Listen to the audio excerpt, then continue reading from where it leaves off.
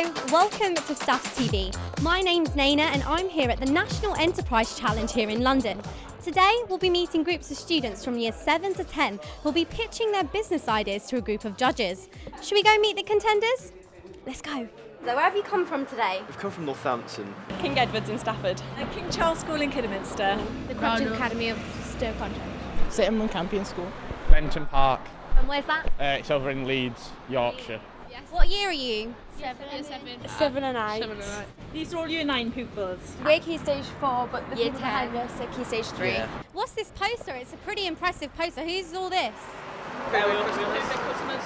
It's a money saving machine. Money saving machine. Have you just given the idea away a little bit?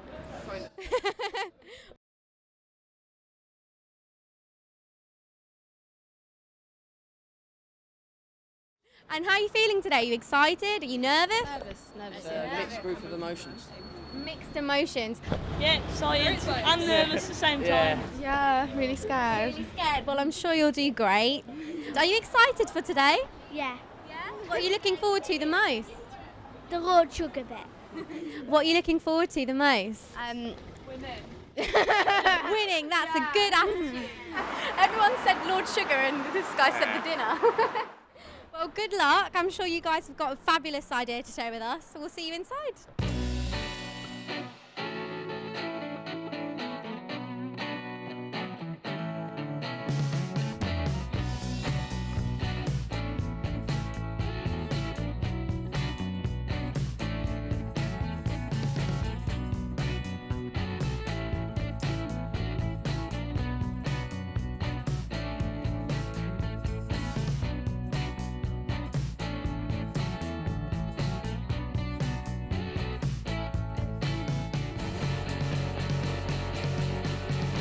Typically, we get that little voice in our head, the one that goes, "You loser.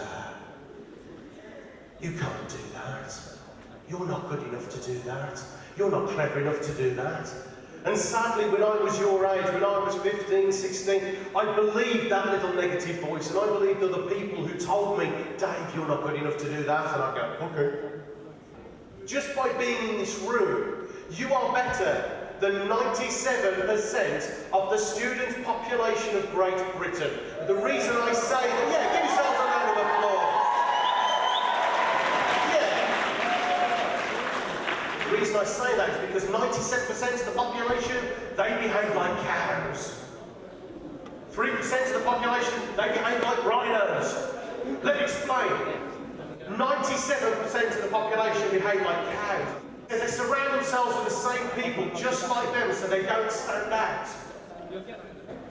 They always do what they've always done, they'll always get what they've always got. Rhinos, small herd, they look at it, they go, "I want that."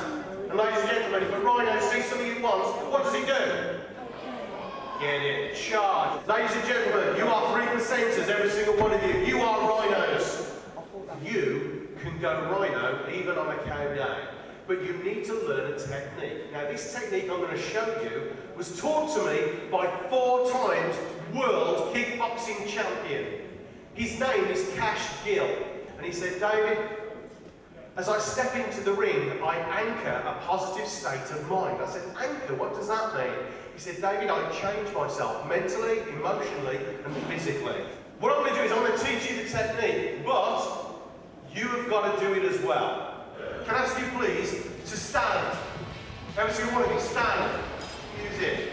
One time only. Arm out in front of you, hand into a fist, knuckles to the floor. 1, 2, 3, yeah! Awesome. Sit down. There's 6 judging rooms. You are going to be competing against up to 12 other schools in one room. Okay, so it's a very tough competition. Listen, win or lose today, guys, you're all here. You're going to have a fantastic day. We'll start off with the Key Stage 3, which is the Social Enterprise Challenge for years 7 and 8. Okay, so is this for us to look at while you present? Yeah, please, you can take the t-shirt out. Hi, I'm Courtney, and I'm here today with my colleagues, Tyler, Alicia, Jack, Kim and Jamie, and we are the British Tea Foundation. We're here to present to you our app, Keeping Up with Kate. Our original idea was to produce a set of headphones which would navigate a blind person where to go. Our product idea is a chair called Festrest, an ideal companion for festival goers across Britain. the next app for the generation of future Britain. The app to help to relive and remember the things that makes Britain one of the best countries.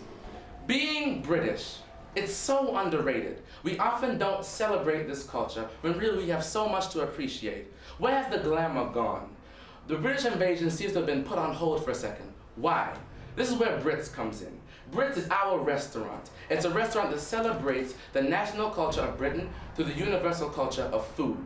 Our product is called the Great British Frying Pan. Our unique product cooks the traditional British breakfast and makes it simple. We offer a quintessentially British experience with traditional pub gastronomy, long-established beers, ales and ciders, and live bands for entertainment. You've just been to see the judges. How was it? Nerve-wracking. Oh, I bet it was. Were you all feeling really nervous before? Yeah, but it was fine. Our medium-sized bobblehead has a built-in audio, and it plays the celeb's catchphrase or song. For example, a One Direction character will play one of their songs, and you can exchange audio cards with different characters, so you can have Lord Sugar singing a One Direction song.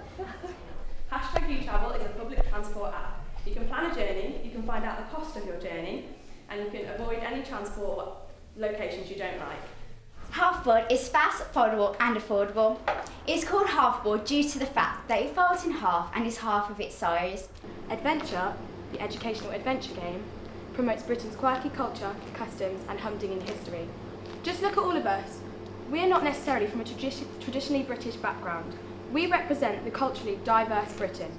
We believe that today it is really important that young people are given the opportunity to understand that cultures can be coexisted and enrich each other as a whole. Therefore, we will educate the pupils about the importance of getting along with and being aware of the people around them. There will be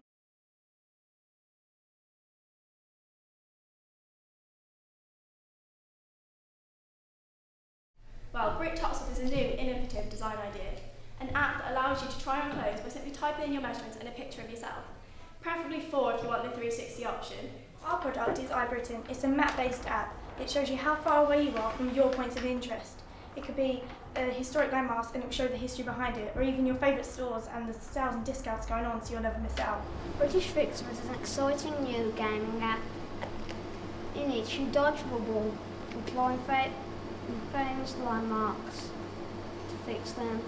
Our product is about bringing more personalisation to Britain by being able to design the back of your phone. No, not a case, your actual phone. With our first app of hopefully many, people can create or download their piece of music and upload it to our chat page where people can listen, like and comment. Our app is based on fun and education. We mix the two together to make sure that studying is always fun instead of boring. This could help education on the whole, not just in history. We believe in Build Britain. Build Britain is an educational app based on the historic cities of Britain. The game starts off at Edinburgh and coins are earned in various ways, such as taking quizzes or buying them in our store.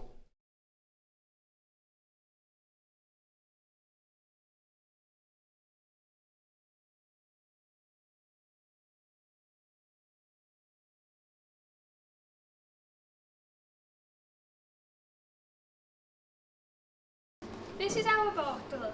It's a brand new product on the market and it's made from 100% recycled plastic. Our product's special features include a double insulated bottle to keep your drinks cooler for longer and a pulse monitor that will read your pulse and tell you what intensity you're currently working towards to lose weight. Our product is a plastic drinking bottle based on children's dreams of the job. We have 11 bottles and one special London theme bottle. On the website there's also an option to personalise the bottle, so you can get your child's name, change the hair colour, the eye colour and also the skin colour. Every British person's best friend is a good old cuppa. So our aim as a company is to keep you and your cuppa toasty all year round. Snug Mug is a thermal sleeve which is designed to keep you and your chosen beverage as snug as a bug in a mug. The main purpose of our product is to save water that can be reused in the garden. The idea came when a member of staff was washing out a cup. The wastewater had not been contaminated or used in any way. We thought that there is a better way to use the product, to use the water, and created the product for Wonder Pie. Overall, the voice-activated device is an information centre.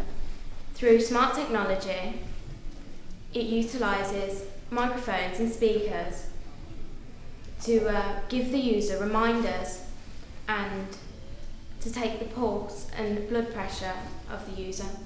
We are D&N, Drunk or Not, a social enterprise who aims to reduce the amount of drunk drivers on the road by producing a breathalyzer built into a bracelet.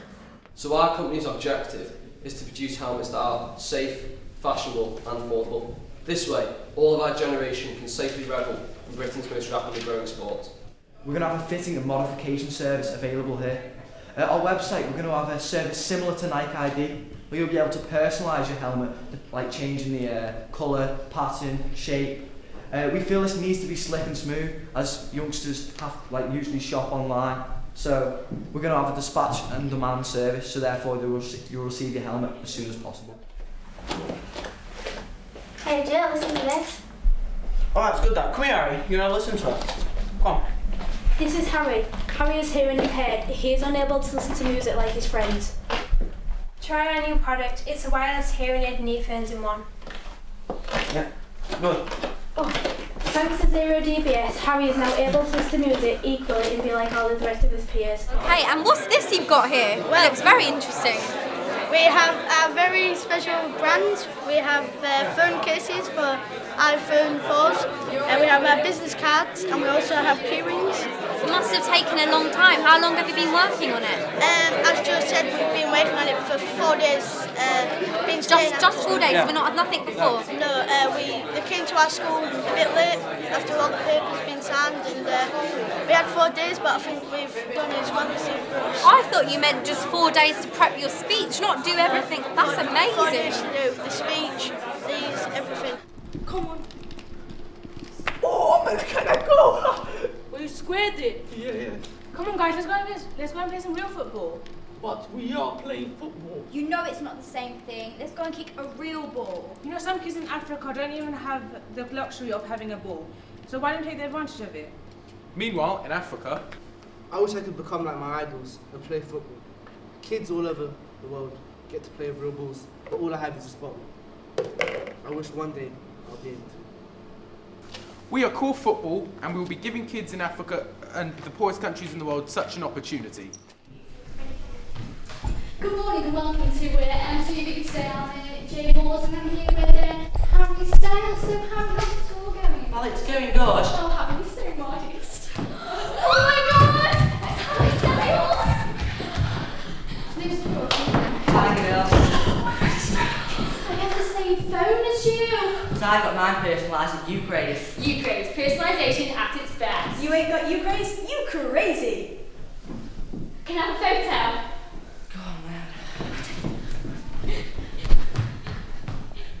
Now we can you crazy?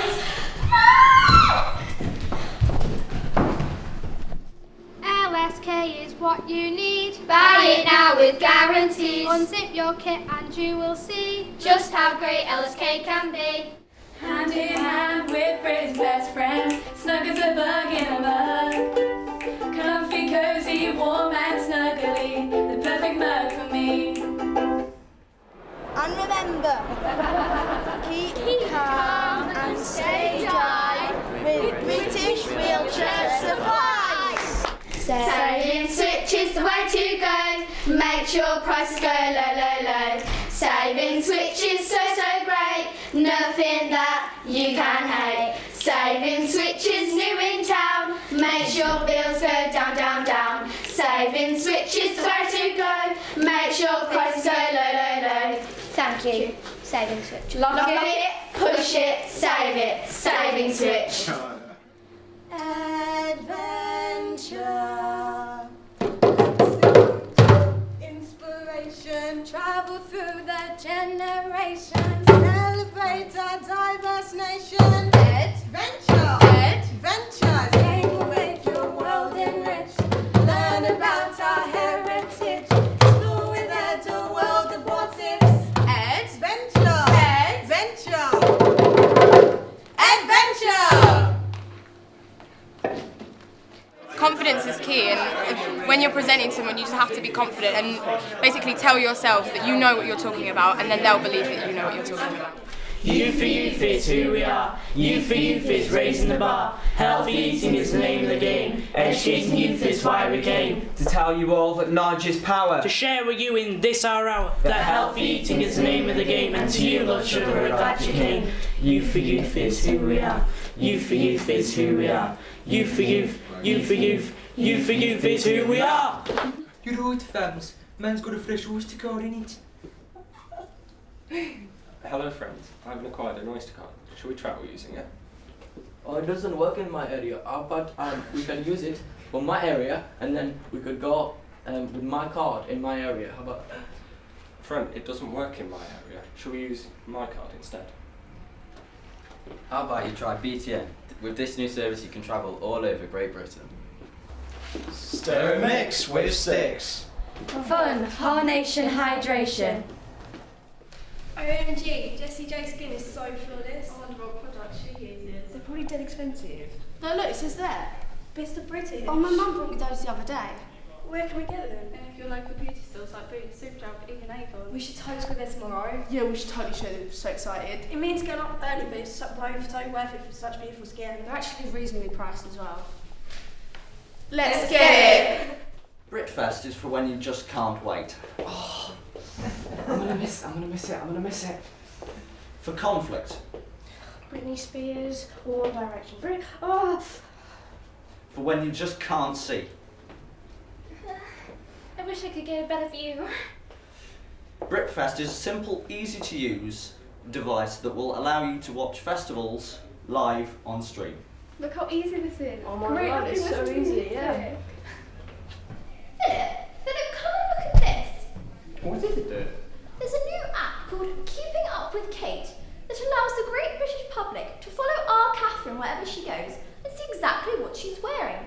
It then allows one to buy similar outfits and styles, but for a much cheaper price. How extraordinary!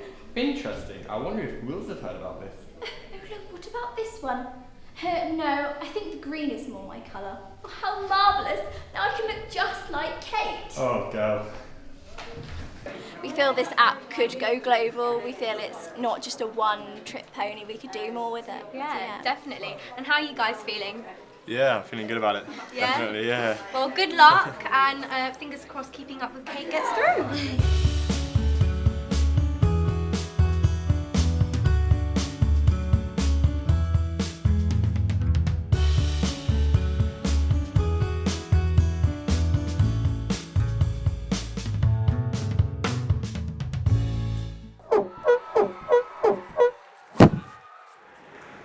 Welcome everyone. My name is Rosie Crean and I'm the Executive Pro-Vice Chancellor of Staffordshire University.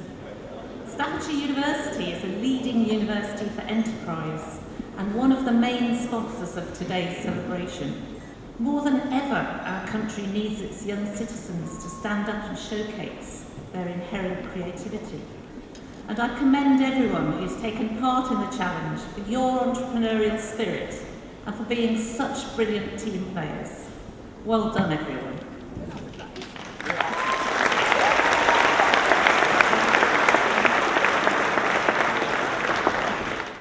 The 3 E's of employability, enterprise and entrepreneurship play an important part in our courses, and they are key attributes of the Staffordshire graduate. Be the CEO of your own life, like Lord Sugar. Don't forget that each of you really can create the difference. So go forward and achieve it. My very best wishes to you all in all of your efforts to become the most successful innovators and entrepreneurs that you can be. Thank you very much and enjoy the rest of the week. So you've got Alice Patrol, and our job is to go into this compound and clear it with Taliban. So you kind of run in there, hope for your Taliban will run away pretty much. So there's 3 of us running across open ground. So we're sprinting towards this doorway, about 20-30 metres away. And we get about 10 metres outside this doorway, and there's a massive, massive explosion. My helmet pretty much shattered and rolled off the back of my head. I looked down, and my foot was completely gone. And like my whole entire leg was just, well, the shin bone was just what was left pretty much. No flesh or anything like that. I was taking like about 6 or 7 deep breaths, like my last breaths pretty much. And after like 2 or 3 minutes of that, I just remember thinking like, you know, that's not what it's about. You know, life's supposed to be a challenge, life's supposed to be hard. You don't just give up at the first hurdle. And that's where you guys come in. You know, you all have setbacks in life. I'm not just talking to like the kids, I'm on about the adults as well. Everyone has setbacks in life. The moral of the story is exactly the same. It's about how you overcome adversity. I got to hospital and the surgeon was just like looking at me, just staring at me, almost like in shock. And I'm not sure if he'd seen this before. And I said to him, like, what's going to happen? What's going on? Am I dead? And he said, listen, all I can say is we'll do our best. And I thought, basically, I'm on the deathbed. So I said, take one more picture, take one last picture. So I went like that. But the moral of that picture, what the picture meant was, I was 20 years old, I've done the best I can do in school, I was a good friend, a good brother, I always tried my hardest at anything that I did. And if you can be 20 years old or however old you are, and have no regrets if you find yourself in a sticky situation and a massive setback like that, you can't go far wrong. People are going to put you down in the future. You are going to have setbacks. It's about what you can achieve. Since marathons and since my injury, I now own over £2 million worth of property in the southwest. I invested my £300,000 compensation wisely, obviously. I wanted to be my own boss. As you can imagine, I'm in hospital quite a lot, so I can't just have a normal 9 to 5. But as I say, it's not necessarily about the money, it's not necessarily about my property, it's about just being successful in life. And that's what being an entrepreneur is. It's about just being successful in general. It's about being a successful mum, a successful dad, a successful businessman or woman. It's about starting right now. Secondly, I just want to say congratulations to everyone here tonight or this afternoon. I wish you all the best of luck with your awards. Fingers crossed for a lot of you. I remember adults, kids, students, whoever, no matter how old you are, setbacks are just one of those things in life. Life's supposed to be a challenge, or it's not worth it. So, good luck. Cheers, guys.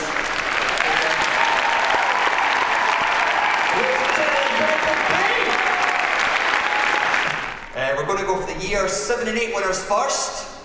The first winner is Walsall Academy. The second of 3 winners in the year 7 to 8 category, the De Veers Academy.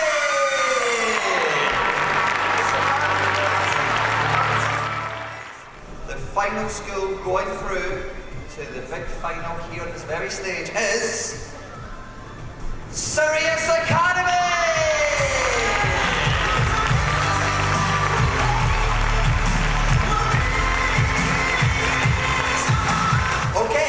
Moving on now to years 9 and 10. We've got 3 going through again. So I quite like that drum roll. So can I get, once again, before the first winner, a little drum roll on the tables, please. The first winner of the year 9 to 10 category is Monk Seaton.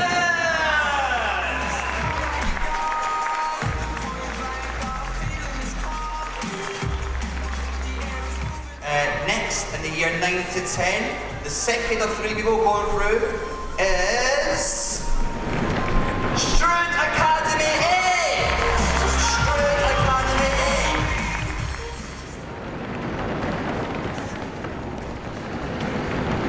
The final, the year 9 to 10 is Brickhouse!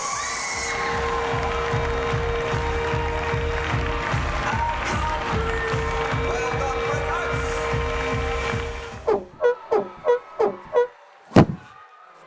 Okay, ladies and gentlemen, right now we are going to do the finals. So the 6 finalists are going to come up stage and do their presentations. But first, we need to welcome the judges, and we're going to do this in a sort of trendy X Factor style.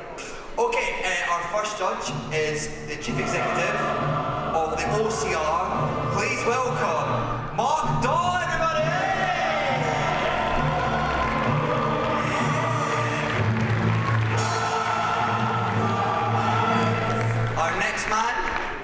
Met him earlier, please give him the reception he deserves. It is the very handsome, but not as handsome as me, Ben McBee!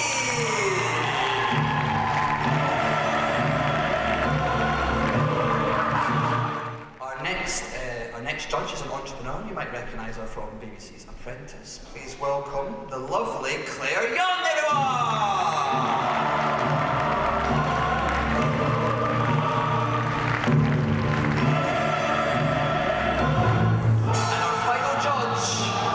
Get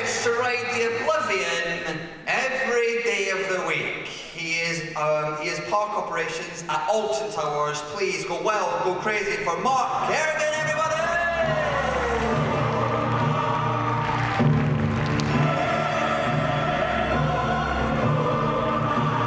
Oh, they've got into it. Okay, we've got our judges. Judges, are you all ready? Are you all excited? Good, one of them is. Right, okay, so it's now time to welcome to the stage our schools. Now, the first school up is going to be Walsall Academy. And you could all bear in mind that this is really nerve-wracking. It's particularly nerve-wracking to be the first school up, so please be as encouraging and as warm as you possibly can. Ladies and gentlemen, it's an honour to welcome to the first welcome stage our first school.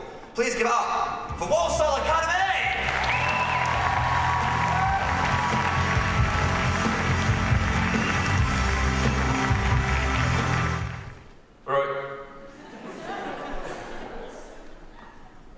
We're My Bear. We've come to present to you, obviously. Did you know that 770,000 children under the age of 16 have a disability? That's over three quarters of a million children that don't have a specially tailor-made toy that meets their needs until now. That's why we've made My Bear. I'm going to hand over to Donna and Keely. The customer is the parent, relative or carer of the child that we buy the toy for. The child is the consumer. My Bear can be a communication, a learning aid and a communication toy for visual or hearing impairment. My Bear is 30 centimetres tall and made from the finest mohair. There are different colours to appeal to the visually impaired. My Bear is the only multisensory companion and learning aid on the market. We'd promote My Bear on shows such as The Gadget Show and The One Show because it targets both customer and consumer.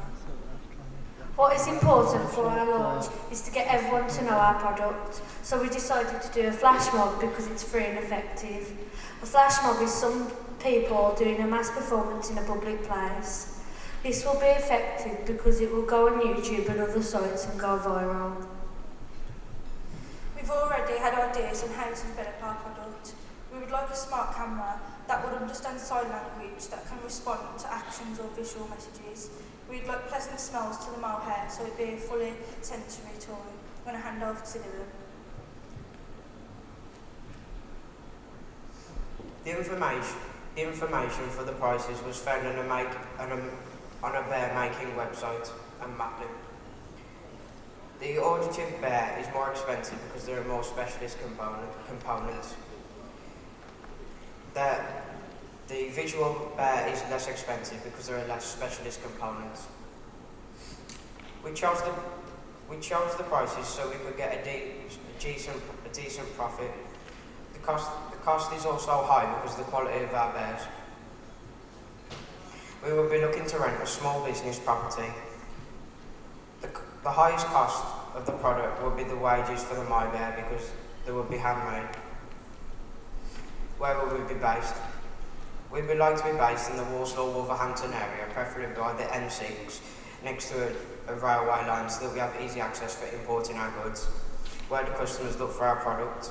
They can look on our website at the My Bear, or they can also go to Toys R Us and Smith for a special exclusive My Bear offer. Our website. We've made up a website homepage as we believe this is quite important for our business and how it would look and reflect on us. Where do customers look for our products? We have this thing called a customer mailing list, which is where every customer who buys a My Bear will send them a personal information packet, send them updates and information about the My Bear and our shop display. We've come together with a shop display as we believe this is an important part of our business. I'm going to hand over to Alex for promotion. How we'll reach our target audience. We'll use jingles on the radio and place posters around the area. We'll hope to place adverts in health centres and rehabilitation centres, as we believe that our customer will be able to get quick and easy accessible information on our product. We'll also advertise My Bear on the websites such as Facebook and on the iTunes App Store, as well as TV adverts. The timing of our TV adverts. TV adverts will appear on children's TV on school days from 3 p.m. to 6 p.m. and from 7 AM and 6 PM to 6 PM at weekends. The reason we chose to promote our product in these areas is because, like I said, we believe that our product will be able to, our customers will be able to get quick and easy, reliable access to about our product. I'm going to hand over to Bon now and he'll tell you about our USP. Many children across the country are in need of toys that can treat their disabilities. My Bear is a friend. It is designed to guide and comfort a child and parent. My Bear is a type of modern technology that is developed to make a child or parent's life a better place. Our main consumers will be probably parents or guardians of children with disabilities. This is aimed at the age 25 to 45. It's aimed at middle ages because nowadays people like that would have this type of money. Our competitor, Build a Bear Workshop website, had bright and vibrant colours. They show their products and accessories and make them into clear and present ideas and ways. We do the same thing. Thank you, that's from My Bear. We've got a little jingle for you now, which we'll hopefully play. I've got sunshine on a cloudy day. When it's cold outside, I got the month of May. The bear that loves to get has all the love in the world to share. My bear, talking about my bear. Thank you very much. We've been My Bear. Thank you for your time.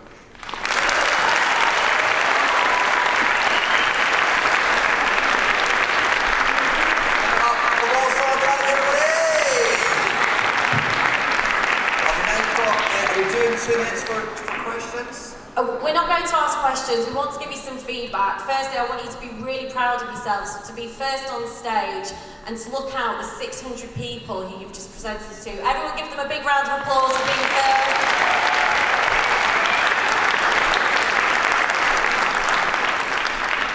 I think you did a great job, you've got a brilliant name, it's simple, there's a big target market out there, and I think it's really clever how you've linked it up with the smartphones, you've got the technology behind it, so I thought it was really good. Guys, particularly loving the jingle at the end. I thought that was absolutely fantastic. You've clearly thought about your marketing as well, all about your competitor base and your target audience, so absolutely fantastic job, guys, well done. Right guys, well done again. It's quite hard. I found it hard when I was on there earlier, so you guys done a great job. Disability market's pretty big, as you know, and obviously the fact you're trying to help out kids as well. You know, I know what it's like to be an adult, and it's quite hard work, so the fact that you guys are trying to help out younger people and parents as well, which do get forgotten about, I think it's amazing. So thanks for the idea. I really hope it works. Brilliant effort. Well done. All right. I'm at the top end of your target audience. Just brilliant presentation, especially as the first one's up as well. So one of you must have sung that jingle. No, we actually got a boy from our school who's he's into his performing arts, and we asked him would he like to do the jingle for us. Okay, that was fantastic. Really, really good. Thanks.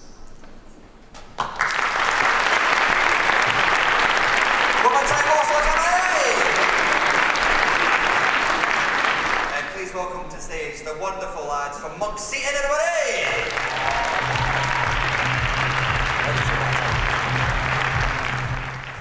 Hello and welcome to our... Hello, I'm Matthew and I'm Project Manager for Team Britannia. In our team, Britannia, we have 6 entrepreneurs, Jufile, Jack, James, Owen and Alex. We are very appreciative to be here today in London presenting to yourselves. To get here, we showed great determination and teamwork together to get here. As we've only had a week to prepare this, everything from advertising to market research. Our app, Build Britain, is a great way to study, and it solves the problem of being bored and studying. Our game is history-based but can help education in Britain on the whole. We believe in Build Britain. Now I'll hand you over to Jufile, who talks about the product more in detail. Build Britain is an educational app based on the historic cities of Britain. The game starts off in Edinburgh, and coins can be earned in various ways, such as buying them in our store, or taking quizzes. Each quiz consists of 10 questions and is based on that city which you are located in. The greatest feature of our application are the mini games which branch off the initial game. For example, in Edinburgh, defend the castle, in Liverpool, perform with the Beatles, and in Newcastle, score a goal at St James's, as you can see from the board over here. If you'd like to know more about our app, please feel free to come and have a look at our board or read our project pack. Now I'll hand you over to Jack, who will speak about promotion and market research. Our app will be promoted on games like Candy Crush and Temple Run, and people who play these games may see Build Britain. Adults who listen to radio stations on their way to work could hear our jingle, Build Britannia, and think that this app could encourage their kids to complete their homework with no help. Flyers will also be handed out to the people of Newcastle. We have Facebook and Twitter pages which have been developed over the last week, where you can find out information about the game and the business itself. We will perform our jingle, Build Britannia. Build Britannia, Britannia rules the waves. Can you answer questions to make Britain great?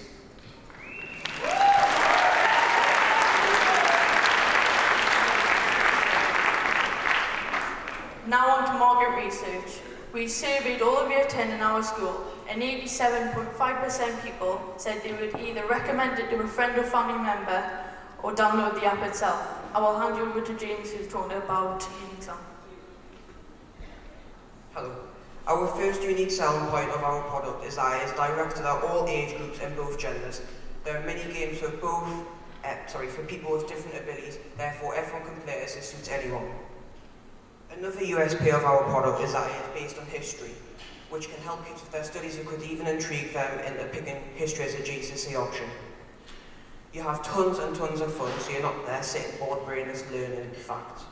Hopefully this will encourage people to learn more as well as having loads of fun. We don't think there's any major competition in the market, as our game contains many more alterations, developments compared to similar games, which hopefully makes our stand out more.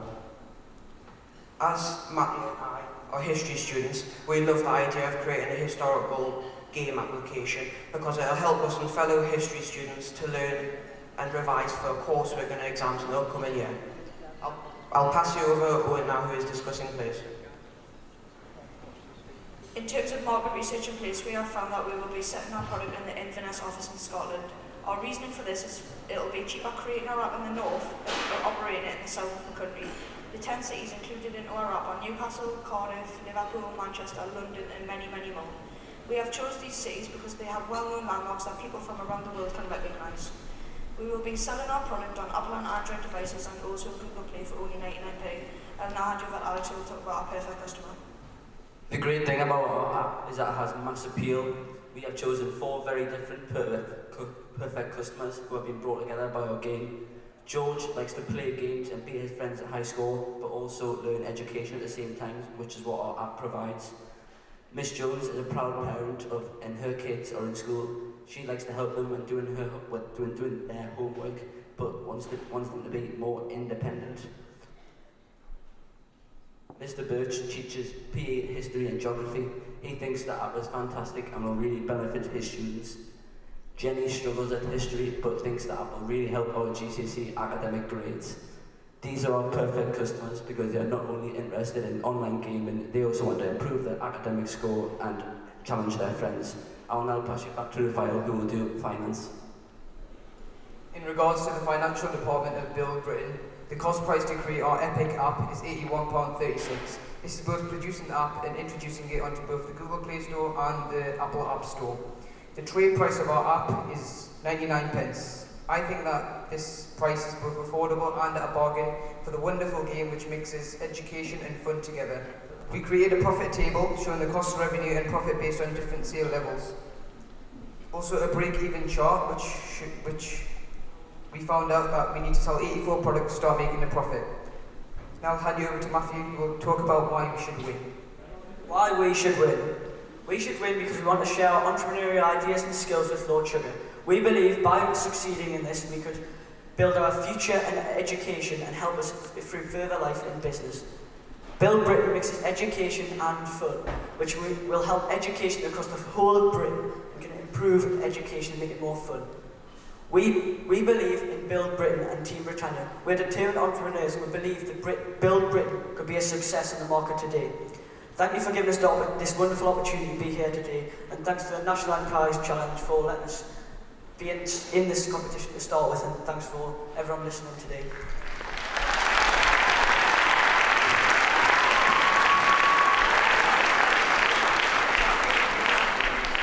Any questions or anything to add? Hi guys, you right? That was really good, by the way. As soon as you came out, you know, all your vibrant colours and that, you got my attention.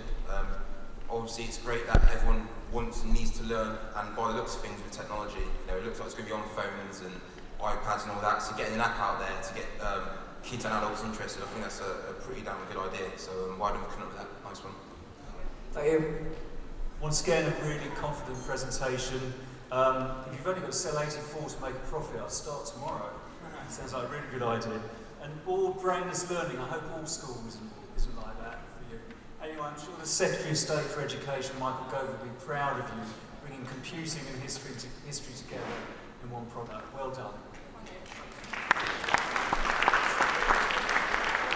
Thank you for a great presentation. And Matthew, brilliant opening. I think you could be giving our host a run for his money in a few years. First impressions, vibrant, confident. Hardly any of you read from paper, which was superb.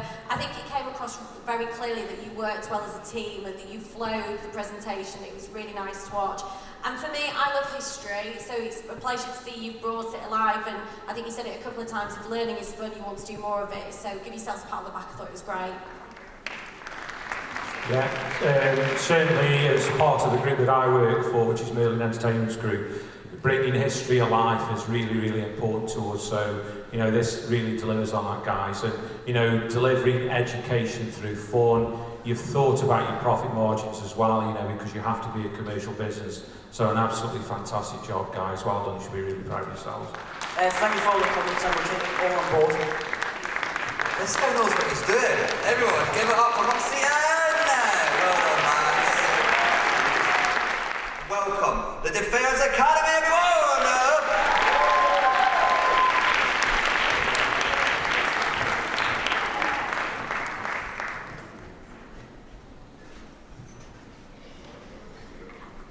Hello, we are the Young Carers Youth Club for Social Enterprise, representing the Defence Academy. We want to raise awareness of young carers. So, what are we all about? We're planning to set up a youth club where there isn't one in our local area. Our unique selling point is that everyone overlooks and forgets young carers. That there are no youth clubs like this. And that we want to provide young carers with the best childhood possible. As little is known about how caring during childhood affects young people as they move into adulthood. National research examined the experiences of young people caring for a relative with a serious illness or disability. Key findings from this research were: many young carers had education problems and missed school. Many failed to keep up with learning. Leaving home was a problem for many young carers, particularly if they had a parent who needed help and support. Young carers gained practical skills and also independence. However, these gains were easily outweighed by decreased educational, social and employment opportunities. We plan to change this. We'd like to make the public more aware of this, and this is where the youth club steps in. Our perfect customer is someone who looks after a relative with a disability, like myself, and wants to relax. I look after my brother in many ways that others can't. I am not only his sister, but his best friend too. At 4P for marketing, first we will start with promotion. To promote the Young Carers Youth Club, we would do fundraisers, a lottery fund, a radio jingle and our clothes. We could do a fundraiser to get us started with money to fund the club, such as a Golden Mile run or a bicycle marathon, and we could do this across schools in the entire community. Also, our product promoters, as our clothing range is printed with the logo of the youth club on it. A lottery fund raises a lot of money for the club as a lot of people take part in the lottery. Our promotion makes people aware that young carers are there, and this is hugely beneficial to society. We have created a radio jingle to promote our concept which we will be performing later in the presentation. Now we move on to product. Our product is the Young Carers Youth Club, and to fund this, we will sell key rings and and our own clothing range. Keyrings would just be getting our money started for fundings and so we can rent the venue. Our own clothing range is something we will build up to get more money for the youth club, funding all the basics and extras such as televisions, to keep our young carers entertained, a Nintendo Wii, a snooker table, and many more. We will take requests from young carers themselves as to what they would prefer. Our third P of marketing is placed. We will be doing the club at Anslow Village Hall, which is £80 a week, and Anslow is a lively place, which is why we'll be having it there. But there won't be a physical place to sell our clothing range, hoodies, t-shirts and jeans, as we'll be selling over the internet to save money over venue costs. Here is our prototype t-shirt.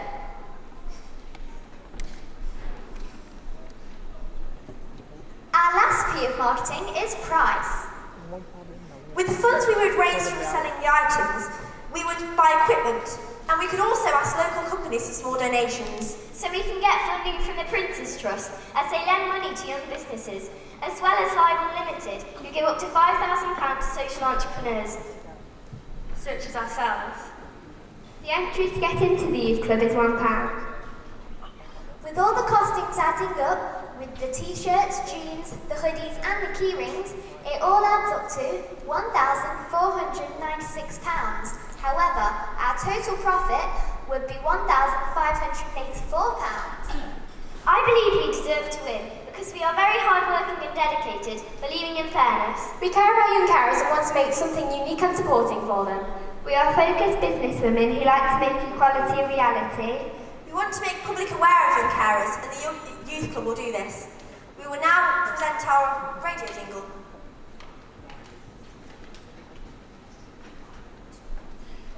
It's a young carers youth club where we have some fun, especially for you when the day is done.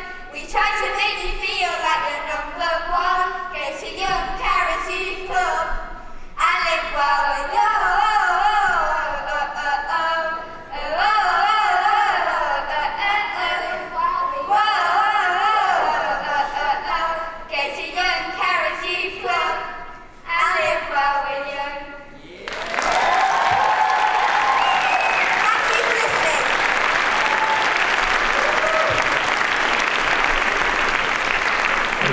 Okay guys, absolutely fantastic. I thought at one stage there I was watching Britain's Got Talent at the end. Absolutely brilliant. This whole social awareness thing that you guys are talking about, you know, people getting back in touch with communities and doing things, you know, around the community. And I know at least one of you there was saying that you're involved in this personally. It's absolutely fantastic, and I thought the way you've thought about this and coming together as a group, I think it's tremendous, so well done, and you all look fantastic, by the way, and I know you've put a lot of effort into this, so congratulations to you all.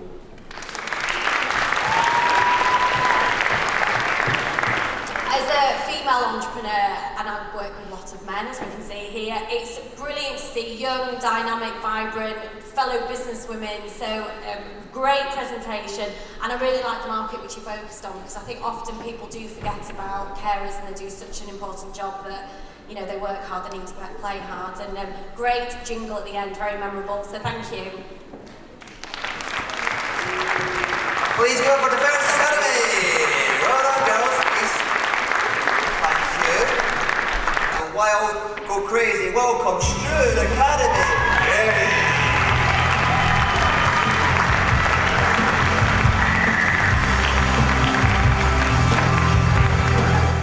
Hello, we are I'm Britain. Hello ladies and gentlemen, I'm Harry and I'm from the school Stroud Academy. And today I would like to introduce you to the amazing app, well, map-based app called iBritain. Okay? I'm going to pass you on to Amy, which is a project manager of this product. iBritain is a unique map-based app. It's so high-tech and different, it knows where you've been and where you want to go. It shows you to your places of interest, whether that's the latest historic landmarks and the history behind them, or the stores and the discounts going on so you never miss out. Also, you can book tickets straight from your smartphone so you can be one step ahead of time. The thing that makes iBritain so different is the scrapbook. The scrapbook is when you take pictures that automatically logged on to the places you took them. So this is a screenshot. So you can edit them into the collage and you can keep the memories with you online all the time. Now I'm going to pass you over to Georgia, who is my fellow PM, and talk about price. So the basic app is free, which includes your basic standard landmarks, the light version of the scrapbook, history, and you can book tickets straight from your smartphone. Add-ons are 69p each, and that's accommodations, restaurants, shops, and attractions and events. As soon as you purchase an add-on, your whole app is upgraded, so that means like your scrapbook isn't the light version anymore and you can get effects and frames and so on. We keep 48p per add-on, and the rest will go to Apple. Anyone that clicks on our advert, say on YouTube, we will get profit for. We need £4,500, and that covers software, employees, equipment, and room. Now I'm going to pass you back to Harry, who's going to talk about the perfect customer. The perfect customer for iBritain will be over the age of 16.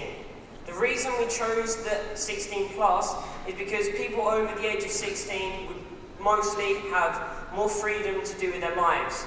We also chose both genders and families for our target audience because families will be visiting and holidaying in Britain. Now I'm going to pass you on to Keris, which is going to talk more about promotion. When promoting our app, we'll be using social networking sites. The main social networking sites we'll be using are YouTube adverts, Facebook, and Twitter. So nowadays, the majority of people use social networking sites to see what's new. So they'll see our app and download it. When we're not promoting online, we'll be doing billboards on main roads, posters on buses, bus stops, and at the airport. So if people are going to visit Britain or tour around it, they will see our app and think it's handy and then download it. Now I'll pass you on to Tobias, who will talk about Place. As our product, iBritain, it is an app. We're going to sell it on an Apple Marketplace and Android Marketplace. The reason we've chosen to do an app-based product is because the majority of people use smartphones and iPhones. You'll be able to find links for our product on our Facebook page, Twitter, and our Instagram pages. Now I'm going to pass it on to Kayla, who's going to tell you about our unique selling point. Our product is very special and unique because it's never been done before. Our unique selling point is that you can customise it yourself. For example, if you're a tourist and you come from a different country, you can set it to your language so it suits you. Also, as Georgia mentioned, there is a scrapbook that you can fill with your own memories and photos. You can change the effect to add frames when you buy an add-on. Also, there's a personal history section that shows the miles you have walked, the places you have visited and rated, and what add-ons you have bought. iBritain is very rememberable, enjoyable, and different. Now I'm going to pass you back to Amy, who's going to talk about the logo and choices of it. Our logo is over there. It's a British bulldog named Ben. We named it Ben after Big Ben in London, one of the most famous landmarks. It's got the Union Jack on its chest, so as soon as you see it, it reminds you of Britain. And as Britain's in our name, it will redirect you straight to our app. Now I'll pass you on to Toby, who will talk about our slogan. You will be never lost again, for iBritain is our slogan. The reason we've chosen this slogan is because it's short, catchy, and fits in with the idea of maps. Now I'm going to pass you over to Georgia. We believe we deserve to win the National Enterprise Challenge 2013 because our idea is original, unique, and it's never been done before. We went down to Rochester High Street, which is a local tourist attraction in our area, and we did a survey. 7 out of 10 people said that they would buy our app if it was created. Now, Toby and Harry are going to show you our advert we created. Sacré bleu, excellent! My good sir, you lost! Oui, oui. Well, why don't you download new iBritain? It's the amazing and practical app that you can download from the Apple Marketplace. You can book accommodations straight from your smartphone. Are you thinking about that cafe you went to yesterday? Yes, you are. Of course you are. Don't even try denying it. You can book train tickets straight from your smartphone. Yes, you can. How amazing is that? How much will this cost me? Well, it's free to download. And remember, before you go to this cafe, that you'll never get lost again using iBritain.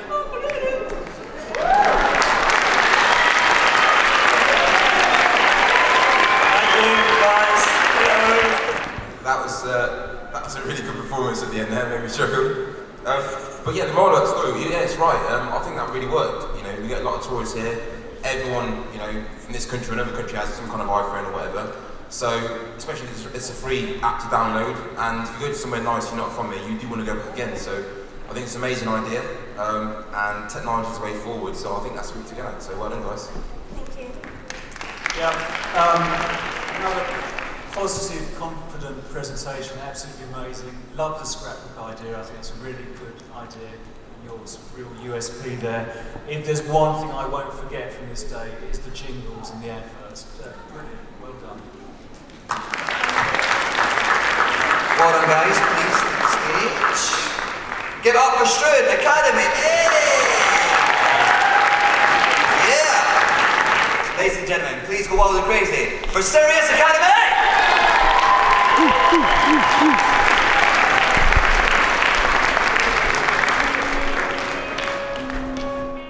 Hi, I'm Abby.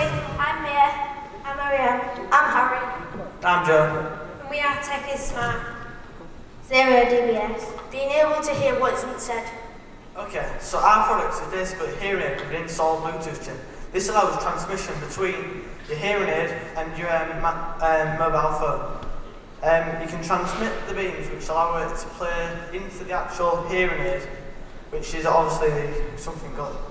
The variety of colours is sleek and simple. For example, the initial colour will be black and purple, but there's customisable colours for your personality.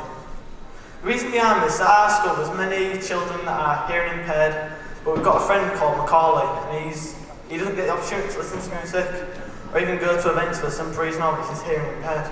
We think we should change this. The future vision is working with radio stations, venues, and to transmit this through straight from the radio station to hearing aid, as well as straight from the amplifier of the venue to also hearing station. Harry? Who is our perfect customer? Our perfect customer is for hearing impaired people who struggle to hear. The age range is between 10 to 35. We have researched this and we've picked 10 because this is when the children start to understand the meaning of music and they want to start buying Apple brands or other brands such as iPhones, iPods and iPads to listen to music. But if you are struggling to hear, we are here to change that today. The places we are going to sell our products are in big retail places such as H&M, Currys and Dixon's. We will also sell our products in hospitals as many hearing impaired people are in and out of there. We will be selling our products at £199.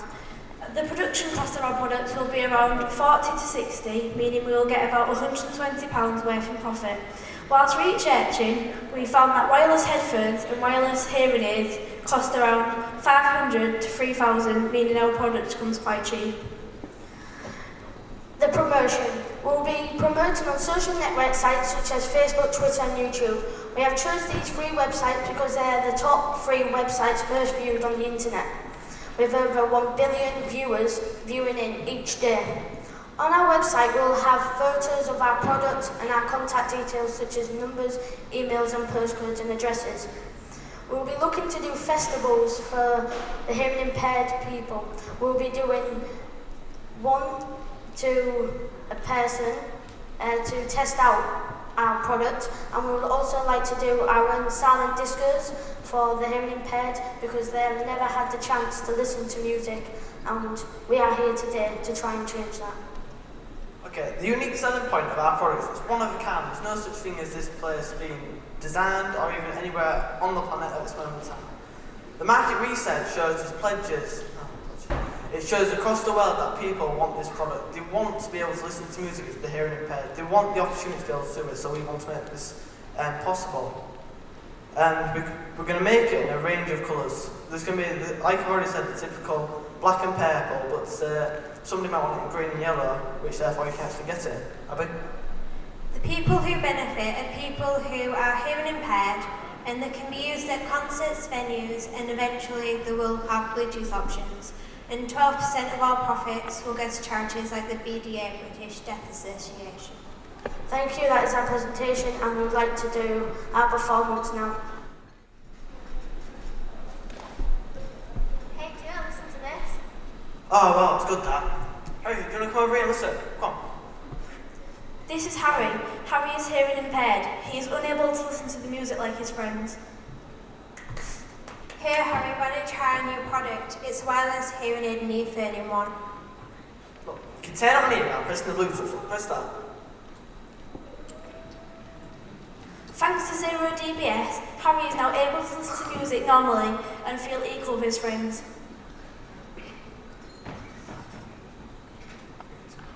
Zero DBS, buy yours today.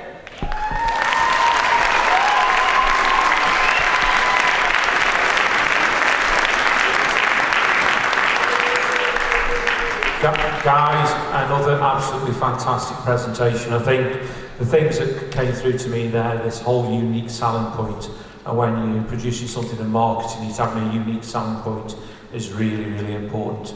My daughter's just 11, so when you talk about that 10-year-old just getting into music and things like that, you're absolutely bang on brand with that. And I think that your manufacturing price and your sales price, you've got a great profit margin there, so you've really covered an awful lot, and I thought your presentation was fantastic. You should be really proud of yourselves. Thank you. I've got people in my family who are deaf, so I really related to this, and I think your slogan, being able to hear what isn't said, is really clever. I think so much is communicated through the world of music that I think that you should actually take this to a charity or somebody who works with people who are hearing impaired. And so I think you could actually have a real business here and launch it. I think it's a really good idea and great presentation. Thank you. Thank you. Give it up for Service Academy, everybody! Okay, it's time now for our final group today. Ladies and gentlemen, please go wild, go crazy, high energy like it's the first people. Welcome, Brick House, everyone!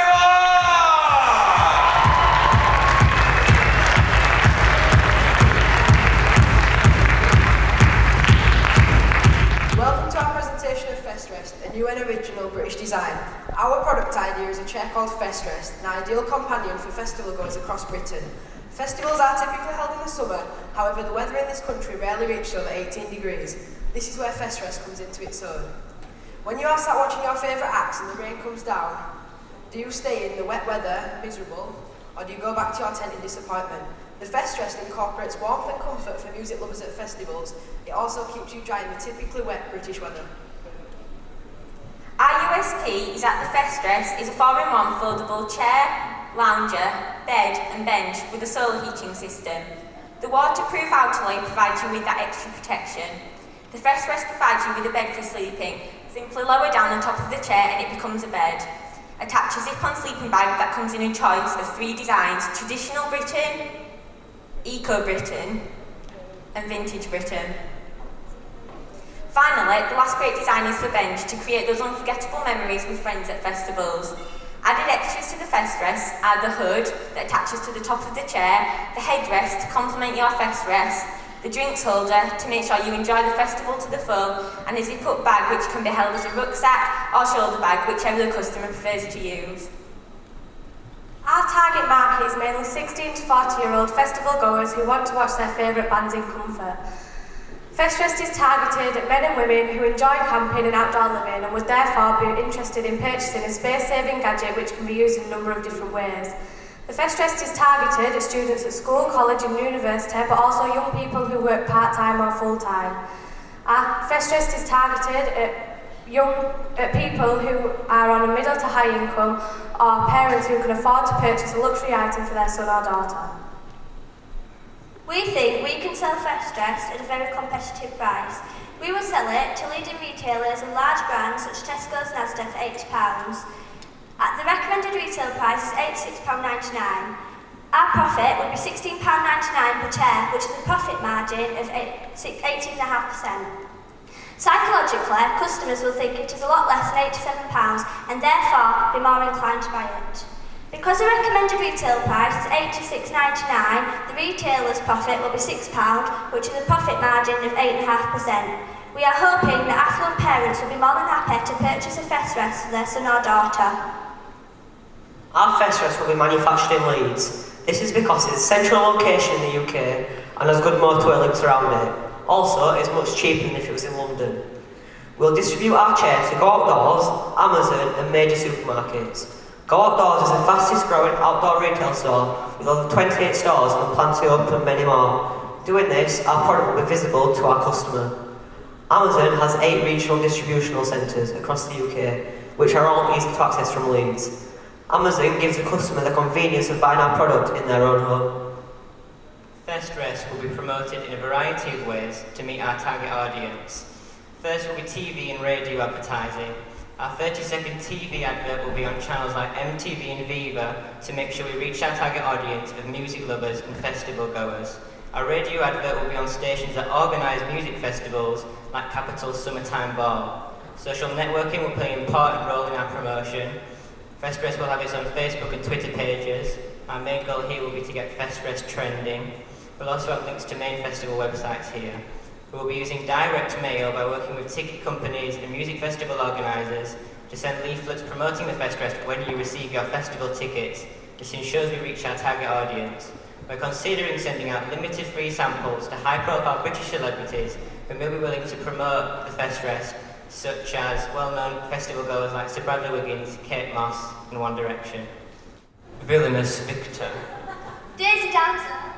Dad Dave. And Bella. Heroic Harry. Dude, River.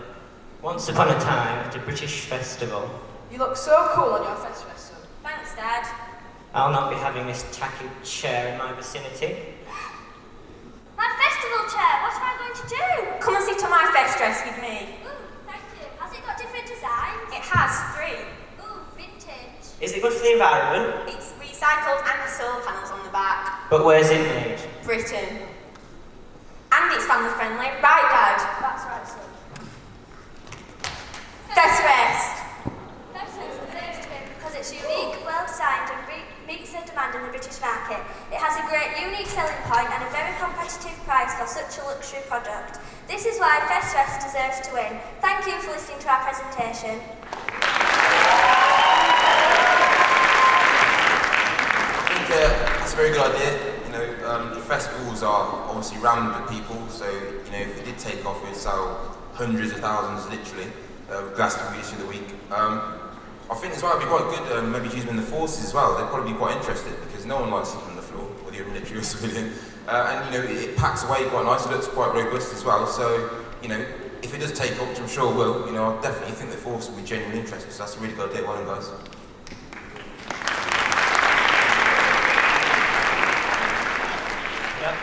Really topical idea, really liked it. I'm just amazed how confident you all are. All the presentations, yours in particular, have been really, really confident. It's just been brilliant to watch you all up on stage in front of so many people. Well done. Please give it up for Brick House, everybody!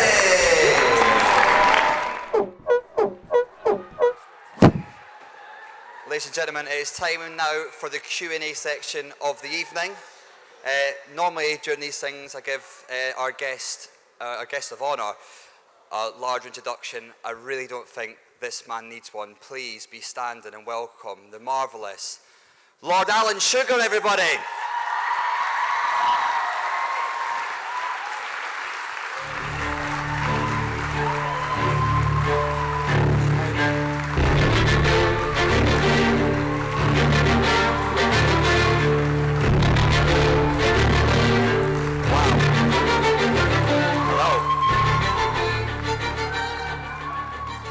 I didn't quite get that reaction. Lord Sugar.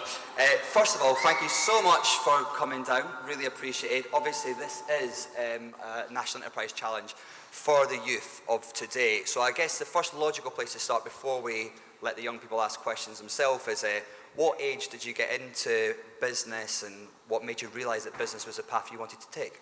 Yeah, funny enough, this is just down the road from here. This is Commercial Road, and at the end of this road, we get to near where the docks are. And my very, very, very first customer of what was known as Amstrad was just round the corner here. And I sold him some car aerials at the age of, I think it was just about 17 and a half. He was my very first customer.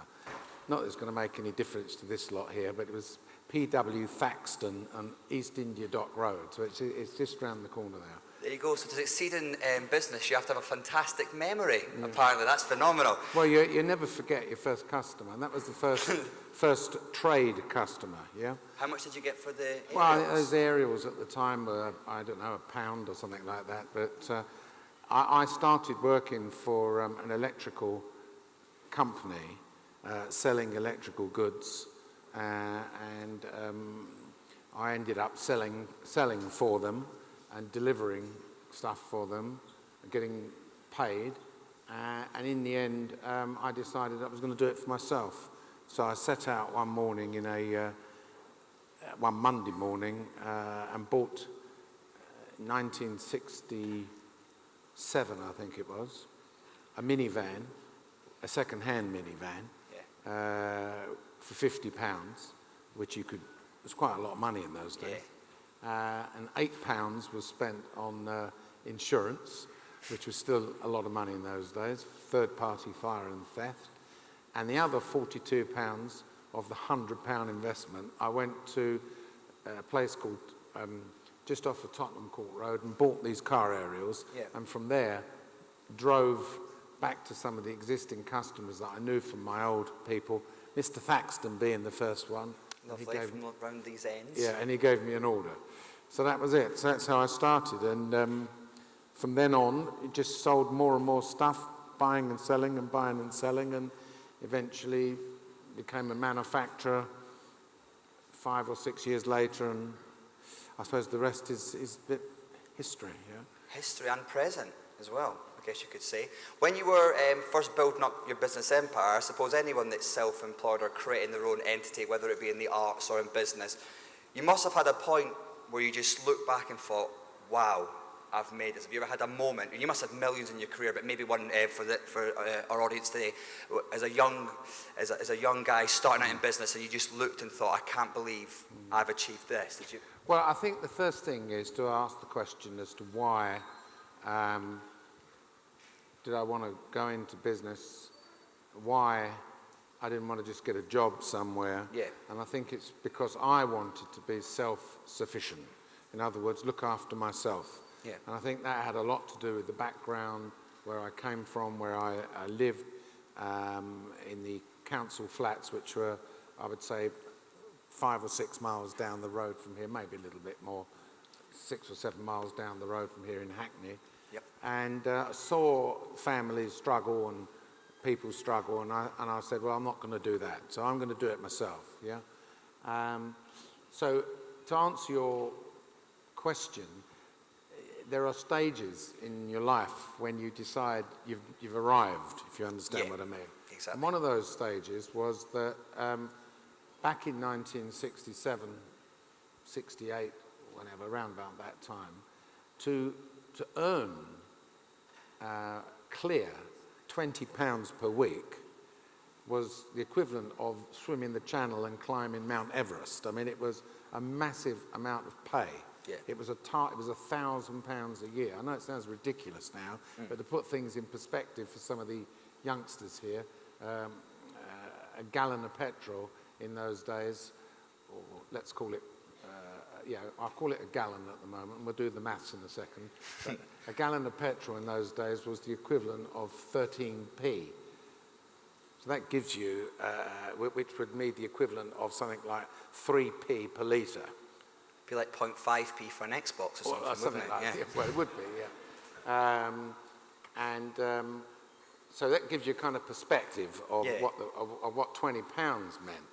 And coming from a working class family, going into business on my own, I set myself a target in the first weeks to clear £60 per week, which was just like, it's just like astronomical. Yeah. And after doing that 3 or 4 times and realizing I could do it, there's a moment where you know you've arrived. Yeah. You look around at the other people and you say, look, it has been done, I'm self-sufficient and have arrived. So that's, but like all things in business, you don't want to stop, so you go on and on and on and on and on.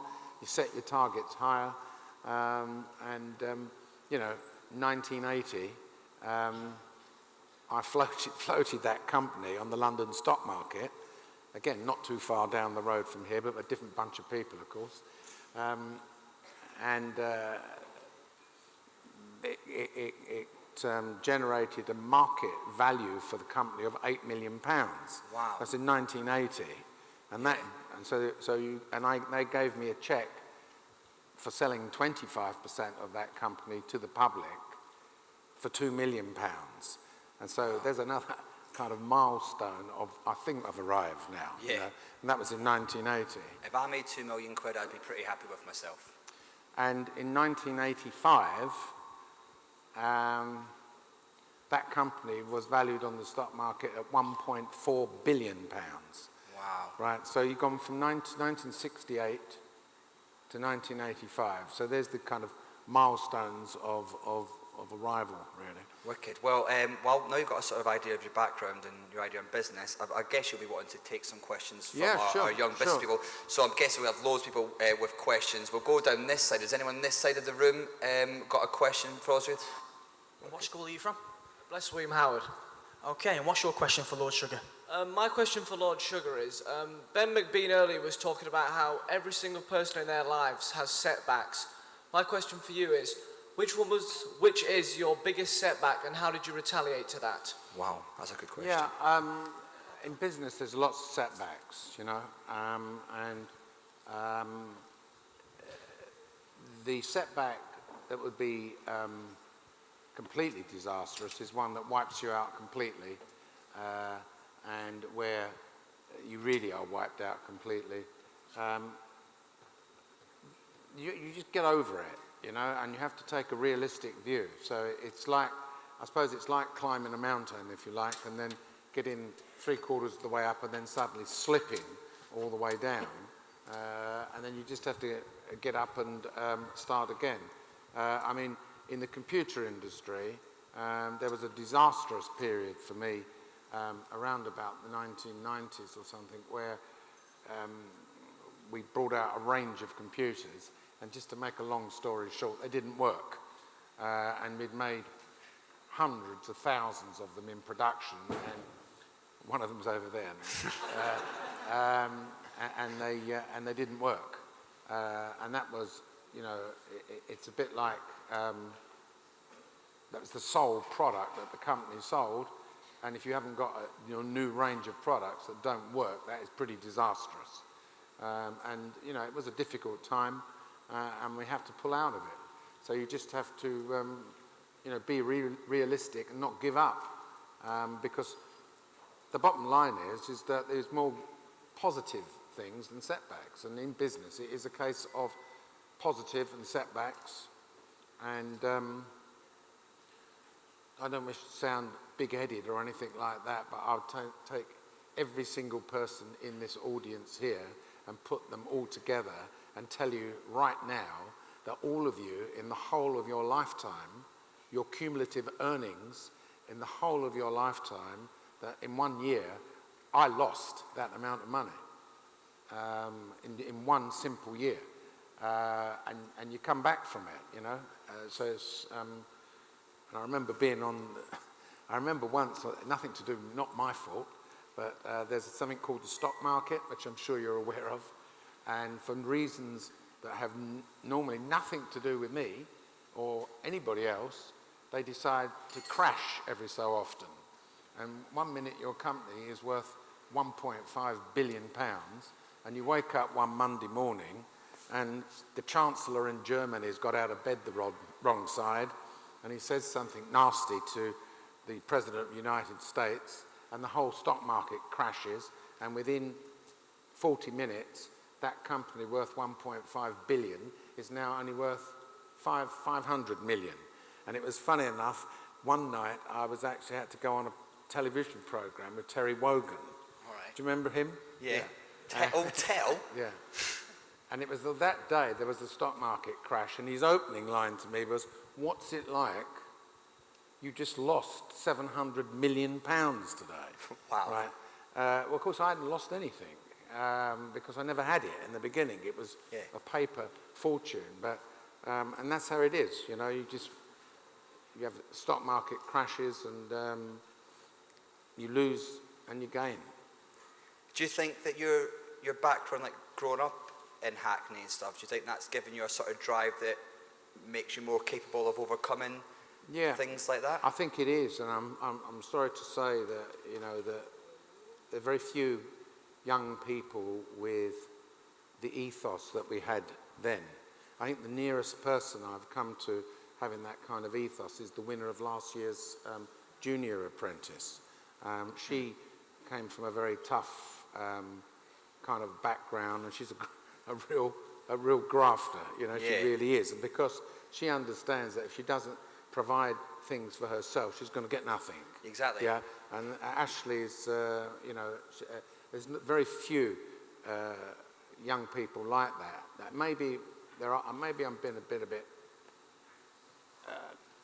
cruel in the sense that perhaps a lot of people, there are a few, but there's too many out there that are pampered by their parents, you know.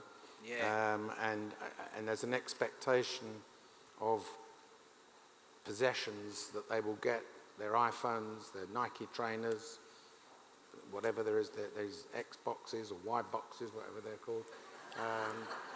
Need to get a van and start selling aerials, don't Yeah. they? No, but the point is, there's no need to, is there really? Yeah, if exactly. if there's no hunger, and that is the problem with the lack of hunger and a different culture that exists, unfortunately. Well, I'm quite conscious to get through. There must be so many kids dying to get a question in. So you've got someone here. Do you want to do the question? Yeah, we've got somebody here. Courtney, have you got a question? What do you think are the biggest barriers these days to young people who want to become entrepreneurs? I think the barriers are created by the people themselves. First thing is you know, a kind of an array of excuses of why you can't do this and why you can't do that. One of the most frequently asked questions of me is, could you do what you did when you were 17, 18 years now? And the answer is yes, absolutely yes, with the ethos and the mind that I have. Not no, because of there's regulations out there and because you can't do this and you can't do that. Of course, I couldn't start an electronics factory now in the same way as I started an electronics factory in a shed, because things have moved on now and the manufacturing of electronic stuff is all in the but I would do something else. So here's the point. The point is this, is that you have to start small, not up there.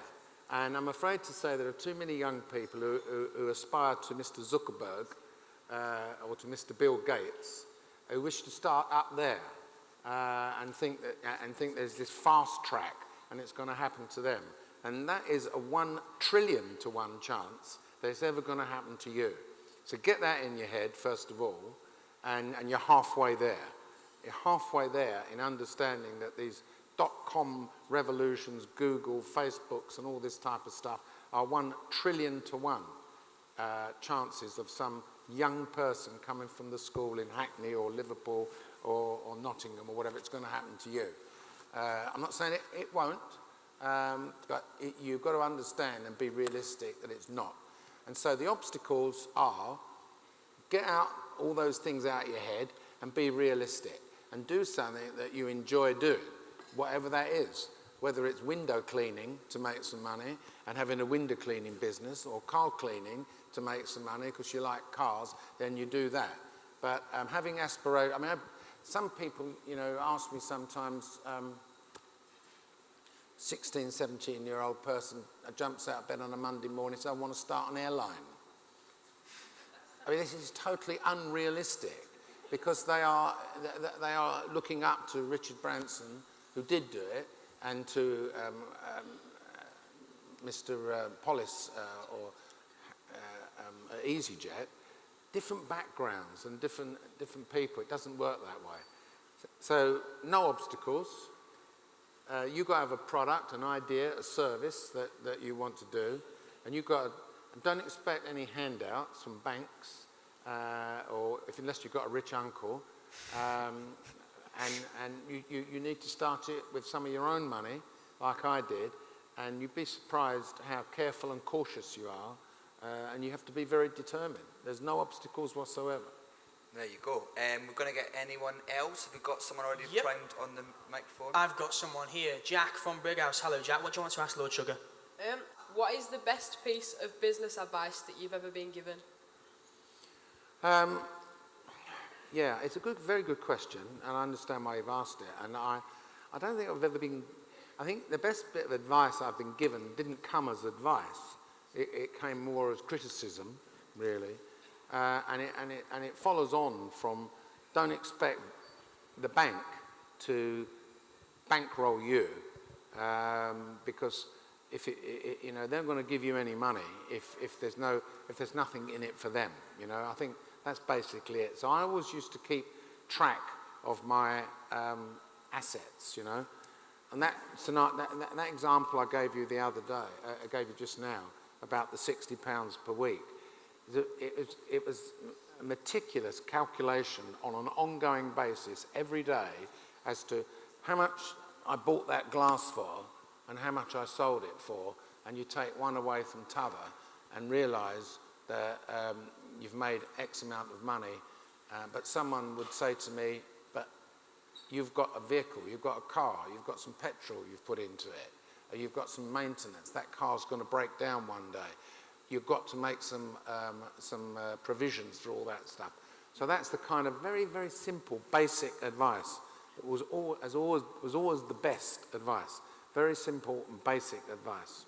Keep it simple, be meticulous. Yeah, I mean, what you might think is obvious, but believe it or not, people get distracted, and particularly in the dot-com boom of 1999 and 2000, with these people that went along to banks and raised lots of money on some whim of an idea, of an internet idea,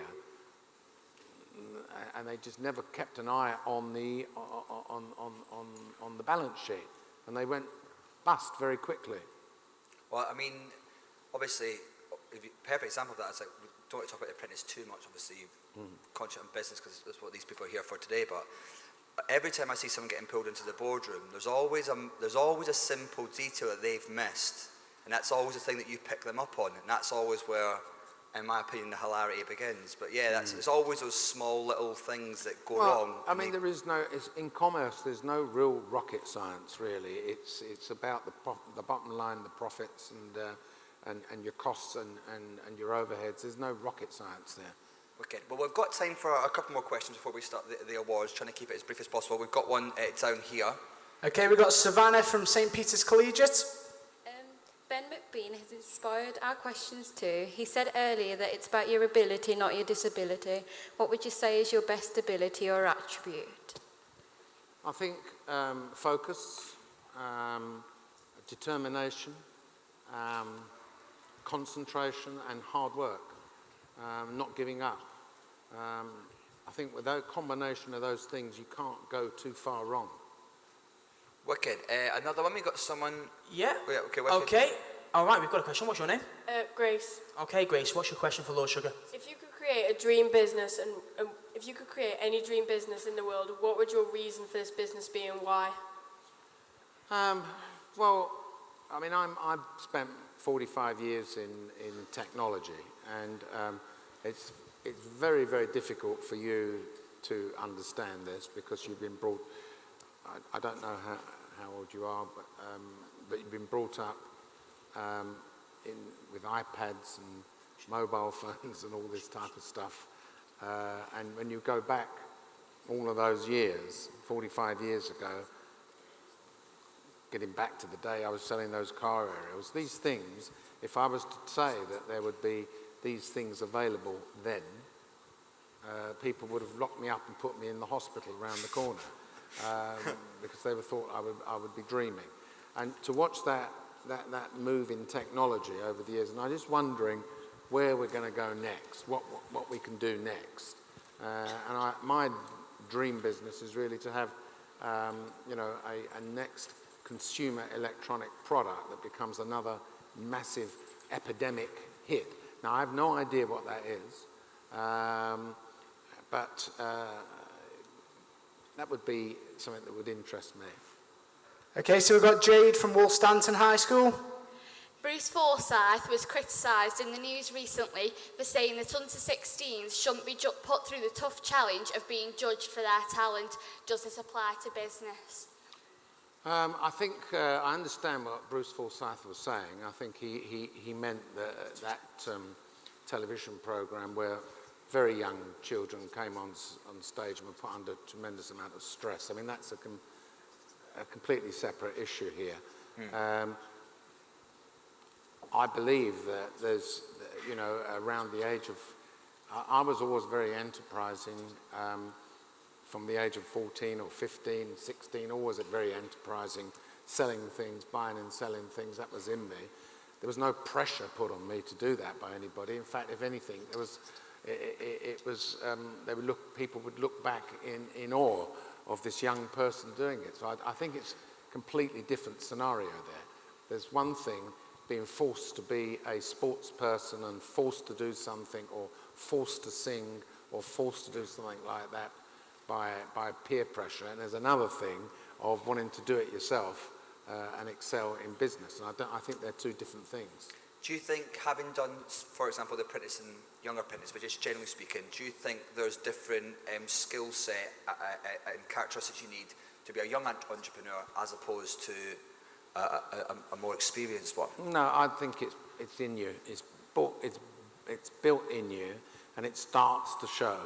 I mean, my headmaster in the school, here I go again, maybe 5 or 6 miles down the road here, I was always in the engineering and science stream at school from the age of, you know, when you go to the secondary school, you get there at about 11 or 12. And right the way through the course of that, final bit of education up to 16, he was absolutely convinced that I was in the commerce division. Yeah. Where in fact I used to correct him all the time when he used to see me and say, no, I'm in science and engineering. And nah, he would nod his head. And the reason was because he formed his opinion of me assisting in enterprising things at school, selling things at the school fetes or whatever was going on as you do at school. Yeah. And I obviously always used to excel as the top salesman or the person that would come up with some ideas. And it's in you, you see. And despite what you might be told by people about being able to go to Boots and buy a bottle of entrepreneur juice. That's my favourite flavour, that one. You can't. It's and it's there. And all someone can do is bring it out of you. And it's a bit like, how can I explain it simply?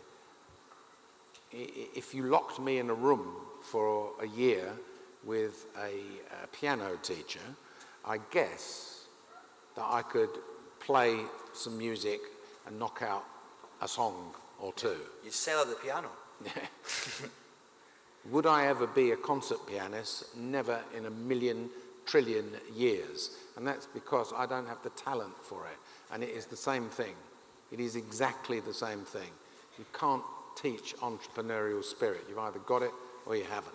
I guess there's a mathematician that talks about when he talks about Mozart playing the piano, and he talks about when when he can't play music, but when he sees numbers, he can just play. And I guess that's the same with you when you see a business opportunity.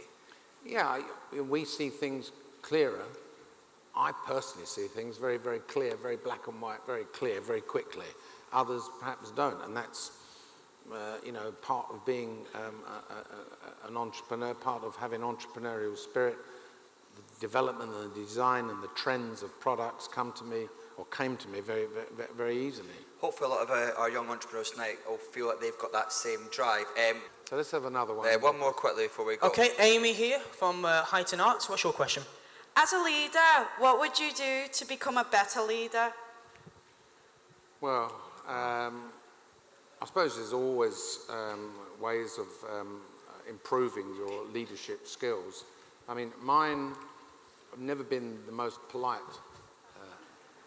and lovey-dovey, kissy-kissy, huggy-huggy type of methods. But see, what it's endorsed by the fact that I have people, in fact, last week I presented an award to a gentleman that has worked for me for 40 years.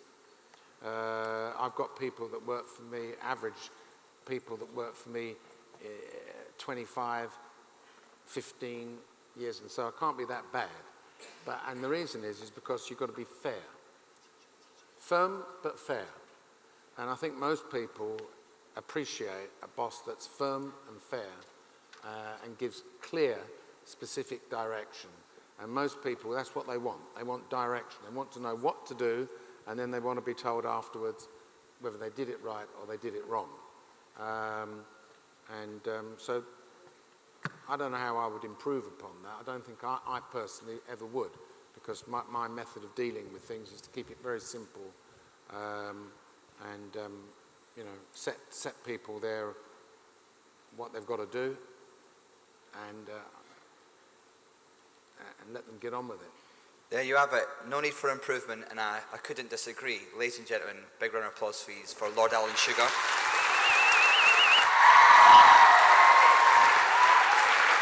So our first award is for most enterprising school. We've got Rob Saunders from Hemel Trophies. He's going to hand out the award. This is Rob from Hemel Trophies, everybody. And the winner for most enterprising school is JCB Academy. JCB Academy. Oh, here they tell me I'm a bad boy. There they are. Ladies look at me and act coy. Guys, I just like to put my hands up in the air.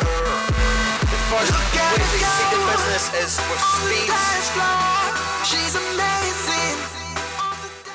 To present this award, we have got Rosie Crean from North Staffs. If Rosie can come up. Everyone give it up for Rosie. The winner for most enterprising teacher is Chris Wast, everybody! And again I turn the pages, riding with automatic self-destruction. It's a blind thing, a cruel race, one bitter day. So I know I need this. There you go, give it up for the most enterprising teacher in the UK. Imagine that for a second, you will. Okay, our next award is for most enterprising boy and girl from Key Skills 3. To present it, we have got Ben McBean. How do you do it, Ben? Just want to hand the award over to Alan. Lord Alan Sugar. Okay, and the winner for most enterprising boy from Key Skills 3 is Neil Wells. And it's pulling me down, so I can't breathe. And this should pull like you're gone. Point blank, got a feeling this can't be. The air is moving around me, but I can't breathe. There we go, Neo there getting his photo taken. Please give it up for Neo and give it up for Ben McBean as well. Now, most enterprising girl from Key Skills 3 to present this award. We have got, you might recognise her, Sal and Sugar. It's Claire Young, everybody. Yeah, good. Okay, the most enterprising girl from Key Skills 3 is Jazz Harvey.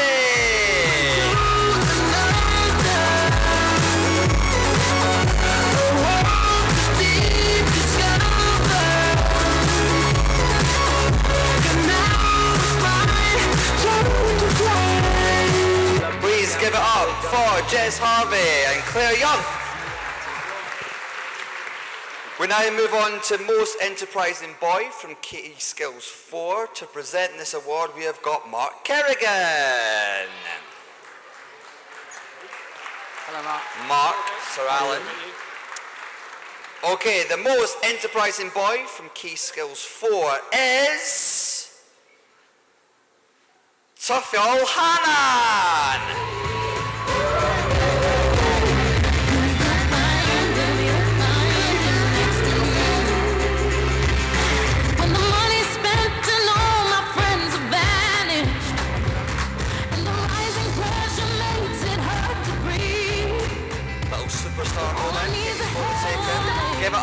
most enterprising boy from Key Skills 4, Toffel Hanan. And now to present the award for most enterprising girl from Environ, it's Sarah White, everybody. What a lovely dress, Sarah White. You're welcome. Hello, how do you do? Okay, so the most enterprising girl from Key Skills 4 is Frances Bishop, everyone! Faces I can't read. You know that I could use somebody. You know that I could use somebody.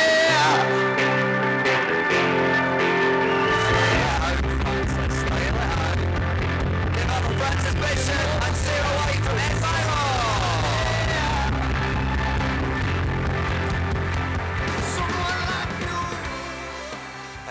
Now, I believe it's time for our Lifetime Achievement Award, Sir Alan. We're going to, this is to a very special boy who, by the age of 11, managed to raise £1.7 million for cancer research. Sadly, he's no longer with us. His mother's going to be collecting the award on his behalf. Before she does that, to give you an idea of how fantastic this young boy was, here's a video of Harry Moseley.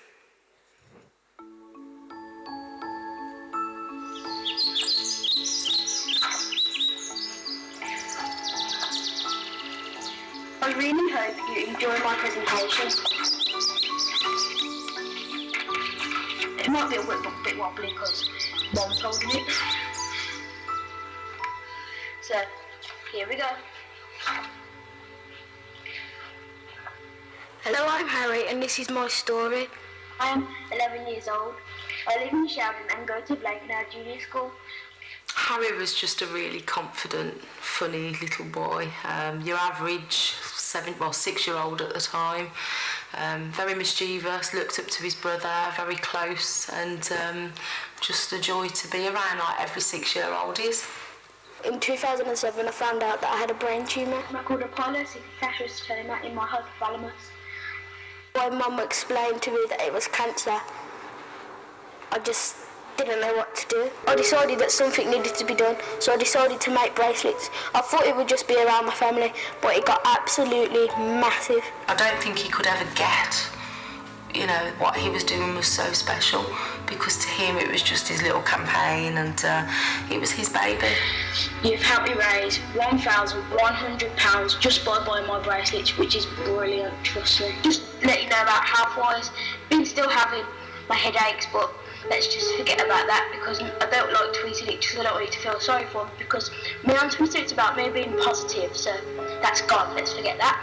We found out that Harry had got hydrocephalus, which is a build-up of fluid in the brain. What we didn't know at the time, that the build-up of fluid was caused because Harry's tumour had grown and blocked off the passageway that the fluid should drain down. It's just so hard to grasp that during that operation, that was really when we lost Harry. He had a huge hemorrhage.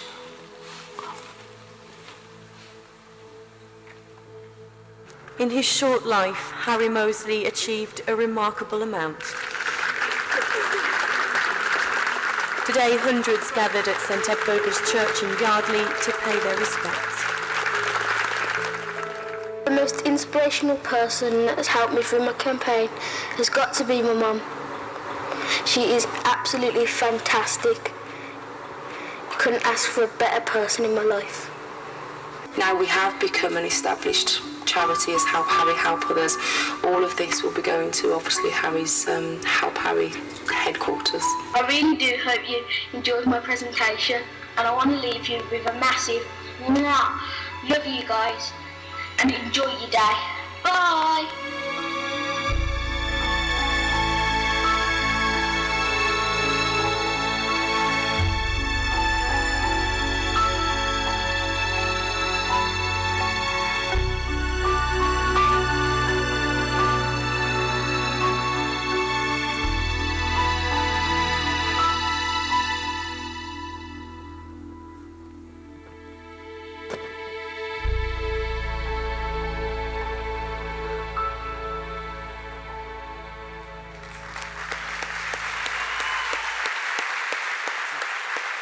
Ladies and gentlemen, Harry Mosley.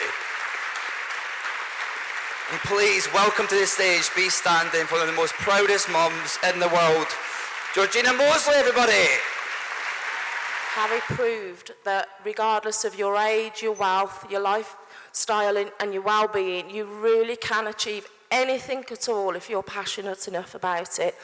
In the last 2 years of Harry's life, he raised over £750,000 for other people because he cared so much.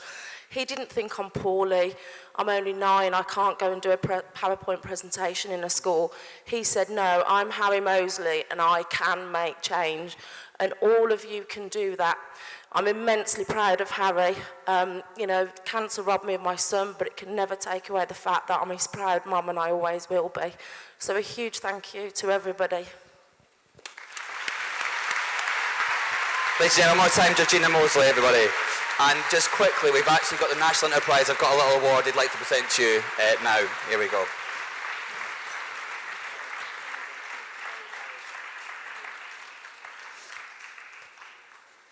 Ladies and gentlemen, one final time, Georgina Mosley. Okay, hi everybody. So we thoroughly, on behalf of all of the judges, we thoroughly enjoyed all your presentations. You should be very proud of yourselves because you executed them with complete excellence and it was tough to decide the winner. We'll have a quick drum roll. And the winning team for a great presentation, an idea which we feel could work in the market as a real business, and they need a business mentor, I feel, is the Serious Academy Tech is Smart.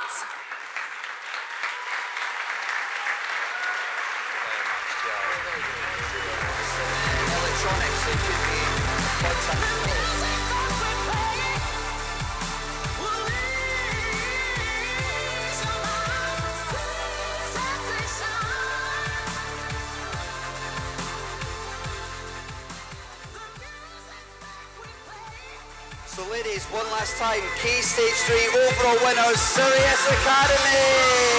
Also give it for Claire Young and Josie Emberton as well. Well done guys, well done. It's now time, sadly, for, look, are you trying to get an email? No? Cool. Well, thank you very much, guys. So it is now time for the final award. Thank you for being so patient, Lord Sugar. Really appreciate it. It is for Key Stage 4 overall winners. And to talk us through why they picked that particular winner, one of the judges, Mark Doe from OCR. Everybody. There you go, Mark. Yeah, sure. Too many things. As we said during the judging, there were 3 amazing presentations. You know, I run an exam board. We're marking 6 million exams at the moment, but exams aren't everything. It's about attitude. It's lots of things that Lord Sugar was saying about presentation, how you present yourself, and what we saw was incredible. I used to be a principal of a college, 16 to 18-year-olds. I didn't see confidence that I saw today. It was really, really good. We also saw modern technology coming in, and I'm sure one of you will come up with that idea that Lord Sugar wants that will be for the future. It was really good to see that coming through. It took us quite a while to decide who the winners were, but we came to a decision in the end. So, the winner of Key Stage 4 is Strood Academy.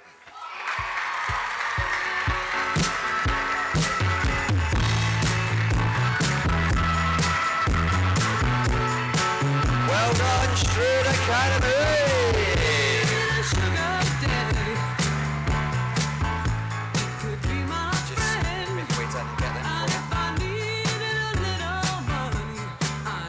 They have got their swagger on.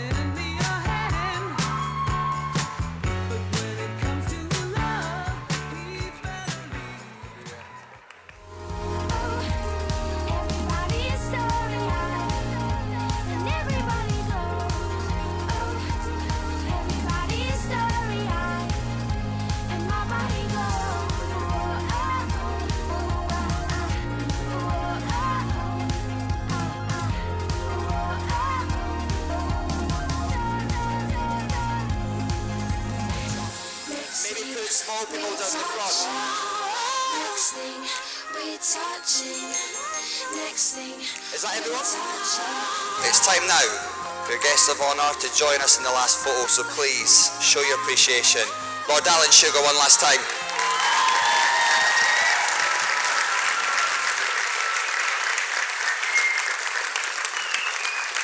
Just get a little, do you got any closing words?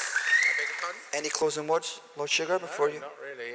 It's a great thing to be here today with all these young, enterprising people. I hope they've taken a few of my words on board and keep very, very determined, and very, very well done to all the winners. I've heard from the judges that you've done a great job. So very well done.